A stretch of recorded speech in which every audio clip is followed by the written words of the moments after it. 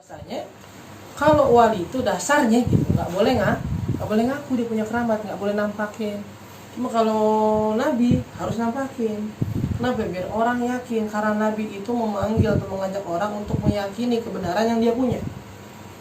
Nabi diutus untuk mengajak orang-orang kepada keyakinan yang dia punya, untuk untuk membuat orang lain percaya dia punya hal yang benar, maka dikeluarkanlah mukjizat yang tadi kita bilang nggak bakal terbantahkan. Nabi Musa bisa, kaumnya nggak bisa nyembuhin, Nabi Musa bisa. Nggak bisa ngidupin, Nabi Isa bisa. Ya Nabi Musa, musuhnya kaumnya Firaun nggak ada yang ngalahin sihir, Nabi Musa ngalahin. Nah, jadi orang-orang, oh iya benar. Makanya ketika Nabi Musa ditantangin sama kaum Firaun, ayo Musa lempar, kita duluan apa antum duluan nih? Lu lempar deh, Nabi Musa. Lempar Musa, pasti lihat, oh ini beneran, ini bukan sihir lagi. Karena dilihat di mata mereka emang bukan sihir, ular beneran gitu. Aman Nabi Robi Musa wa Harun, kita percaya dengan beriman kepada Tuhan Musa dan Tuhan Harun. Nah makanya dibilang tadi, makanya kalau yang pertama adalah alasan paling pertama di sini adalah sebenarnya wali itu nggak boleh ngaku. Makanya itu ada perbedaan antara keramat dan mukjizat. Kalau mukjizat harus dikasih lihat dan diakuin biar orang-orang percaya. Kalau keramat kan enggak. Keramat itu bukan ngasih lihat kepada orang-orang yang pengen masuk Islam belum yakin kebenaran yang dia punya. Kayak nggak perlu ditampakkan. Itu jawaban pertama. Ya. Tapi kalau seandainya pun gitu, kalau seandainya keramat itu hal yang boleh ditampakkan,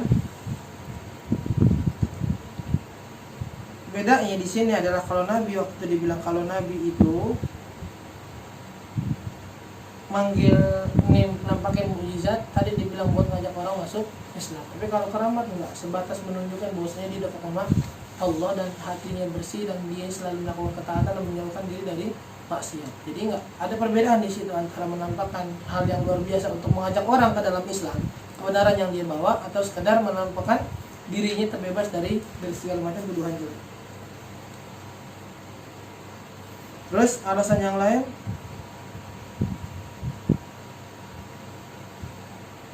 kalau Nabi udah ngeluarin mukjizat, itu harus diyakini bahwasanya dia seorang Nabi. Tapi kalau wali tadi belum tentu diyakini dengan keramat dia seorang wali. Ya, dan kalau yang ketiga tadi, kalau mukjizat itu pasti nggak terkalahkan.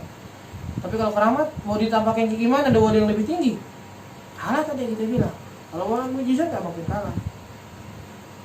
Ya, jadi itu jawabannya. Dan kalau seandainya dia punya hal yang luar biasa, tetap dia harus mengakui bahwasanya dia umat dari seorang nabi. Berarti kan tetap di bawah.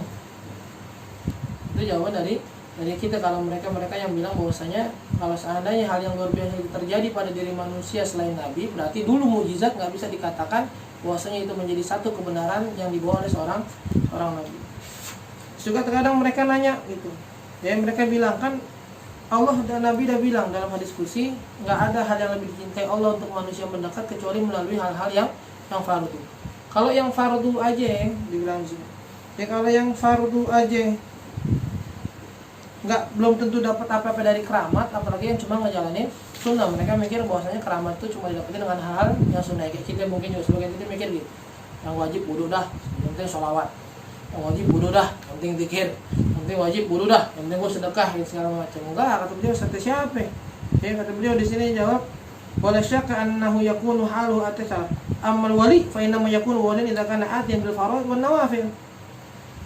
Ya, kalaupun yang ngerjain yang wajib doang itu sempurna meskipun tanpa yang sunnah. Tapi nggak mungkin seorang jadi wali kecuali dia ngelakuin yang wajib dan yang sunnah.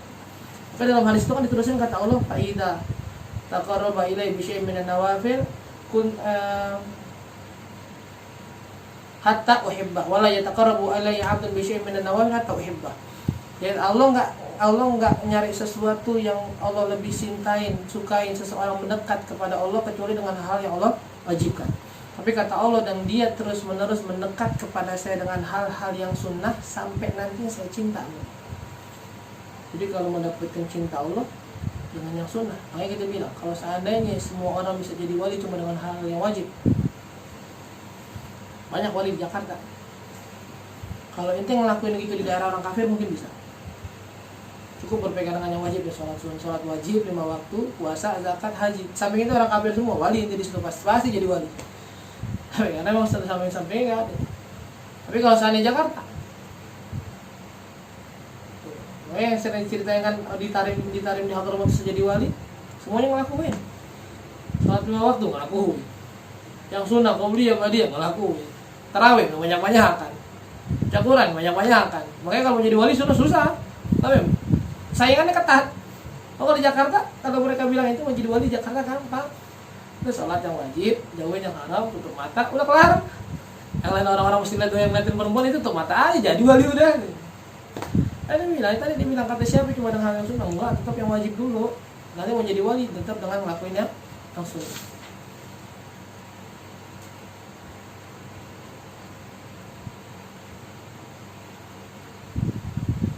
Ya ada ayat-ayat di pertanyaan ketiga dia bilang ada ayat yang bilang fungsi kan di sini kalau nggak salah ngomongin fungsi seekor onta gitu. Salah satunya adalah onta itu bisa membawa kita dan peralatan kita ke daerah yang jauh yang kalau kita pengen nyampe ke situ pasti dengan usaha yang sulit. Jadi fungsi onta Allah ciptakan salah satunya hikmahnya adalah bantu kita bawa barang-barang yang banyak diri kita untuk menempuh perjalanan yang jauh. Yang seandainya kalau kita jalan sendiri pasti capek. Namun dia bilang yang ragukan aulia nih. Sekarang kita banyak wali-wali apa yang bahasanya ashabul khutwah. Orang-orang yang bisa jalan nyampe. Terus berarti kalau ada wali yang bisa begitu, ini ngejelekin ayat ini. Nah buktinya Allah bilang salah satu cinta onta buat apa? Buat bantu orang menjalankan perjalanannya jauh. Kok ada wali yang bisa katanya wali datang langsung nyampe sana. Berarti Allah ayatnya bohong dong. Orang Allah bilang perjalanan jauh bikin capek, ini enak sekali langkah nyampe kemana-mana. Kata beliau jawabannya ayat tersebut mahmul al-ma'hud al-muta'arif. Kalau itu secara umum. Secara umum kata beliau, secara umumnya begitu, tapi ada orang-orang yang dikecualikan. Kan di setiap segala sesuatu itu pasti ada pengecualian kalau kaidah bahasa Arab ya. Kalau enggak ada satupun kaidah kecuali pengecualian.